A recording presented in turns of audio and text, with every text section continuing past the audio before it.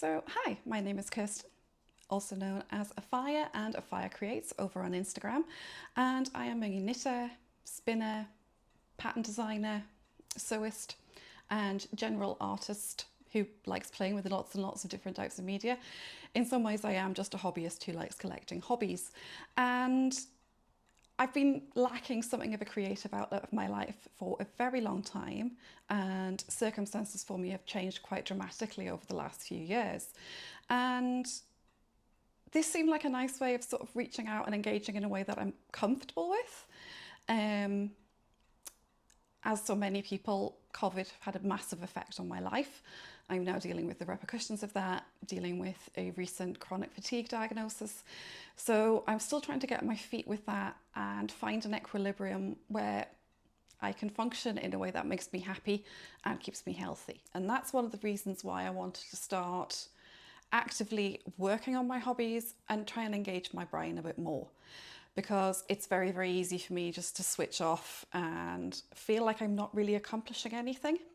And if you knew me before the chronic fatigue, that is exceedingly unlike me. What I'm going to start with is probably one of the biggest hobbies that I've always had in my life, and that is knitting. I learned to knit as a child from my grandmother, and I picked it back up again in the early 2000s and really got started with it around 2006. And I've really not stopped since until about 2 years ago. So we moved into our current apartment in 2020, and all of my yarn, after being thoroughly checked for moths, thank you previous apartment for your moth infestation, and all my yarn went in boxes and was put away. I was actually in the mood to sort of start knitting again in early August, and I went onto Ravelry and I looked at my stash and went, I don't know what I have. I had several hundred entries in Ravelry, but I couldn't have told you what they were. Plus I had inherited yarn that hadn't been catalogued, and I made the decision just to start again from a completely blank slate. So my partner very kindly retrieved all the boxes that I've hidden around the flat, which are full of yarn, and got it all catalogued. There's a few reasons why I'd like to reduce the stash, and it's not that I feel I have too much yarn. It's not that I feel that it's taking up too much space. It's that the health implications of what I'm now dealing with mean that part of my stash is now inaccessible in terms of where it's stored, because it's up above my head and I can't get it down anymore. When I put it up there, I could get it. Now I can't. So what I'd like to do is actually bring all my yarn into a position where I can get it into boxes where I can access it. And at the moment, there's too much for that. So the idea is that that storage space can become free. We can use it for something actually more useful. And I've got access to the hobby materials I want to use without having to wait for somebody else to be able to help me retrieve them. And that's kind of where I'm going with it. So the way I've got my yarn stored is in 4 large boxes from IKEA, and everything's in Ziplocs. Blame the moths again. And these 4 boxes are in the 2 different hallway cupboards, and they're subdivided down into categories. So I have a box of Shetland yarn.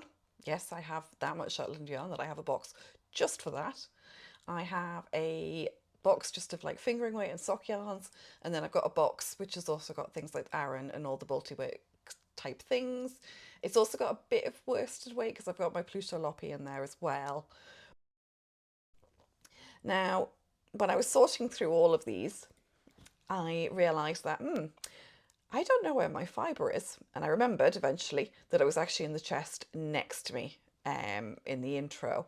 And yeah, that is a full IKEA bag of hand spun and fibre. So all of that had to get catalogued as well. Now this one's kind of the most mixed up box in terms of what's inside it. It's got my lace weight, it's got sport weight, it's got DK, there's a bit of worsted. So I want to pull out a couple of things that I want to use for hats or headbands this month, and show you a couple of things that are in here that I've got ideas for what I'd like to do. And this is one I got from a subscription box that I got for a few months before realising not really my thing, not being able to choose my own yarn. And this one did turn up, and it is very variegated, and it is a DK weight, and I've got 350 yards. I've got 700 yards of it, And I'm thinking that I might try and use this in a top, but pair it with a neutral, probably a white or a very pale cream, just to break up the colours so it's not too clown barfy. But I will want to do a swatch test with that to make sure the dye doesn't run fast. Random lace, more lace, more lace, more lace, lace. I have a lot of lace weight for not really doing a lot of very fine knitting. Oh look, more lace weight. And this is one of the ones I wanted, which is from Queen of Pearls, which was a Glasgow-based yarn dyer. And this is her Soothsayer base in the colourway Goldfish. Some very bright sport weight. Another one I think I'm going to pair with a neutral to maybe turn into a top. I have a couple of skeins of Cascade Superwash in reasonably similar shades of brown, and I might possibly use those in combination with either some handspun I have or with the leftovers from the Traveller hoodie, or with all of them to perhaps do another top as well. So this is from Daisy, Knit 1 Crochet 2, and this is a linen, silk and hemp base, and I'd really like to do like a lightweight sort of more summery top, but that will probably be on the back burner because A, it's coming into winter, and B, I live in Scotland and a lightweight summery top is really not an option anymore. Yeah, this one's really, really pretty, and this is DK 235 meters, and this is a Cheviot and Hebridean blend, and that's not been dyed, and it is just absolutely gorgeous.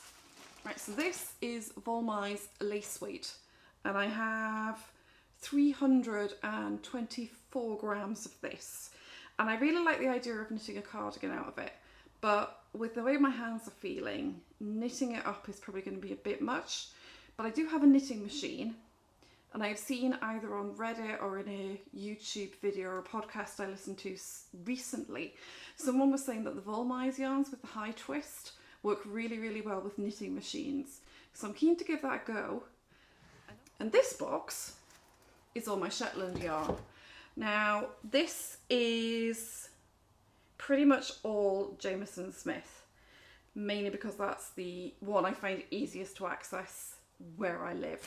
I do have some of the Uredal organic Shetland yarns, a few different colours, which are all very, very nice, can recommend. That I can now add 10 balls of Jameson Smith shade 203, which is like a nice soft grey. And I bought this because I'd really like to do a 4-ply or fingering weight cardigan with this as the base. And because I've got a huge array of an alarming number of Jameson Smith colours, I'd like to do it striped with a rainbow. And I'm thinking of using the Kate Davies pattern for the North Mavine hat as the basis for it. So to do that, as I said, I've catalogued everything. I've had some ideas. I've started doing some knitting, and it's been actually really, really lovely just getting back into the stride with it. And yeah, so that's kind of the state of play. So in terms of what I've been knitting so far, there's been quite a few hats. I've knitted myself a jumper. I made an alarming amount of pumpkins because October, and that's kind of where I'm at.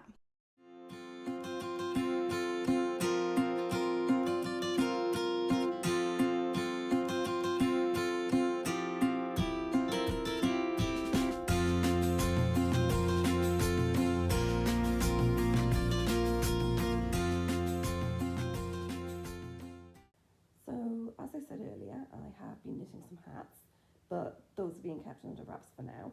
But I have also knitted quite a few headbands, and these were all free patterns that I found on Ravelry, and it was fun just exploring a few different techniques. And I haven't knitted interlac really in a project. I have tried it before, but this is the first time I've actually finished a project with it. And I love headbands. I live in Scotland. It's very windy, it's very cold at times, and these are great to stop my hair from going everywhere, and I can also pull them over my ears if I get cold. So those were all quite fun.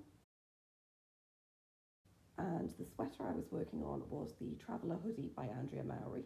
And I was using some Rowan Pure Life British Sheep Breeds DK. And this is actually a discontinued yarn. And embarrassingly, I think it was discontinued in about 2013, maybe 2012. And it's been sitting in my stash since then. And it was really, really good actually just to use it. And I thought this sweater would be perfect for it. It's a really nice bouncy yarn and it's incredibly warm. And swatching, I did 2 swatches. The lower part of this image is on 3.75mm needles and the top half is on 4. Now 3.75 is what's recommended in the pattern and 4 is what was recommended on the ball band, but the tension worked out perfectly with the 3.75, so that made following the pattern incredibly straightforward, which I always like. And I cast it in the round, just pulling the yarn around the back so I didn't have to cut it, and it meant that when the project was finished I can frog this, and I already have, and that's been reskeined and reset so I can now use it in another project. So one of the things I did want to do with this, and this is something I'm going to explore a lot more in detail in its own sort of standalone video. Obviously the hood is a big feature and it needs a drawstring. Now the pattern calls for an I-cord drawstring, but I remembered reading about lucets some time ago and using those to make braided cords, and that's what I decided to do. So I got some polymer type clay that you can bake in the oven at home and shaped up my own lucet and made my own cord. And this is the lucet after baking, and the cord I made is here in this gorgeous red, and it's a really, really fun cord. I am so pleased with it and I love the colour. So that's really, really cool, but as I say, that's something to be talked about more in future. So in terms of plans for what I'm going to do next, so for many, many years there is a national write a novel in a month activity that's been going on in November. And in the crafting community there is National Knit a Sweater in a Month, which follows a very similar principle, except instead of 50,000 words we're doing 50,000 stitches. So I went through my stash and my patterns, and I came across this pattern by, again, Andrea Mowry, and I really love this, and I had quite a few different tonal browns in both commercial yarns and hand spun, and I thought that this would be really nice just blended together, because I think the pearl texture of the finished fabric will really, really work well. So I've done some swatching, I checked all my yarn, I've got everything caked up and ready to go, and I'm really, really looking forward to getting started on that. So that's kind of where I am at for November. I'm sure I'll be working on other projects as well, but at the moment, this is where I'm at. So I'll bring you along on some of the projects and things that I'm sorting, and hopefully we can enjoy. So thank you so much for watching. And if you feel like sticking around for the journey, please click that subscribe button. And if you want to be notified next time I post a video, click the bell. Thank you. Bye.